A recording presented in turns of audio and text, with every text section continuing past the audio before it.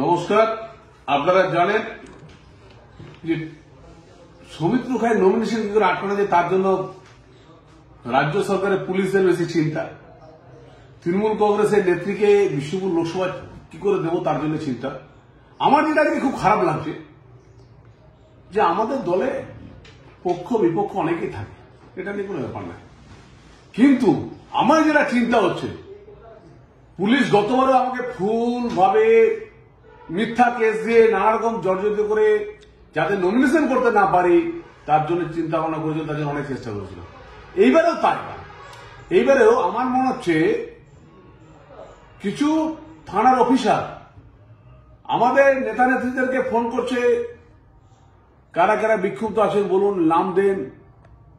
তা আমি খুঁজে পাচ্ছি না থানার অফিসাররা কেন ফোন করছেন, কারণ আমার কাছে ভারতীয় জনতা পার্টির সবাই ভাই ভাই দাদা ভাই সবাই আমরা এখানে এক আছি, কেউ দু চারজন কেউ ফোন করছেন। আমার মনে হচ্ছে এর ভেতরে কোনো মার্ডার করার পরিকল্পনা তৃণমূল কংগ্রেস নেয়নি তো, বা রাজ্য সরকারের পুলিশ কিছু এই ধরনের পরিকল্পনা নেয়নি তো। কারণ আমার জায়গায় কোনো সন্দেহ হচ্ছে যে রাজ্য সরকারের পুলিশ আমাদের কোনো ছেলের কোনো অঘটন ঘটিয়ে সেটা সৌমিত্র খায়ের উপরে বা কোন রকম ভাবে যদি বর্তে দেওয়া যায় তাহলে বিষ্ণুপুরে মানুষকে একটা চমক দেওয়া যায়।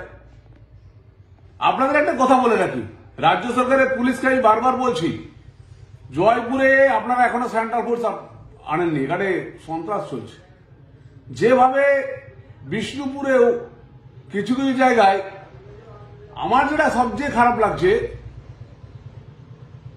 যে রাজ্য সরকারের পুলিশ ইনভলভ হচ্ছে, কি করে নমিনেশন আটকানো যায়, পার্টির থেকে নমিনেশন আটকাতে পারলো না।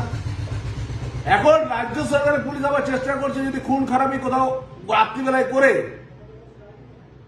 আমার দলের মধ্যে কাউকে খুন খারাপি করে কোন রকম ভাবে পরিকল্পনা নিচ্ছে যদি কোন রকম ভাবে সৌমিত্রকে আটকানো যায় নমিনেশন করাতে।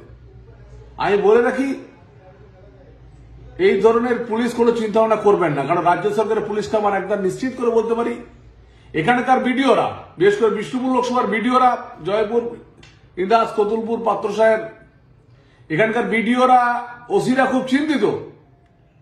বিষ্ণুপুর সাব ডিভিশনের থানার অফিসাররা খুব চিন্তিত, কারণ তারা মানুষকে পঞ্চায়েতে ভোট দিতে দেয়নি। তারা জানে যে ভারতীয় জনতা পার্টির কাছে এবং সৌমিত্র খায়ের কাছে হার নিশ্চিত, তাই তারা অনেক রকম করে আবার একটা বিভ্রান্ত করার চেষ্টা করবে এবং মানুষের ক্ষতি করার চেষ্টা করবে।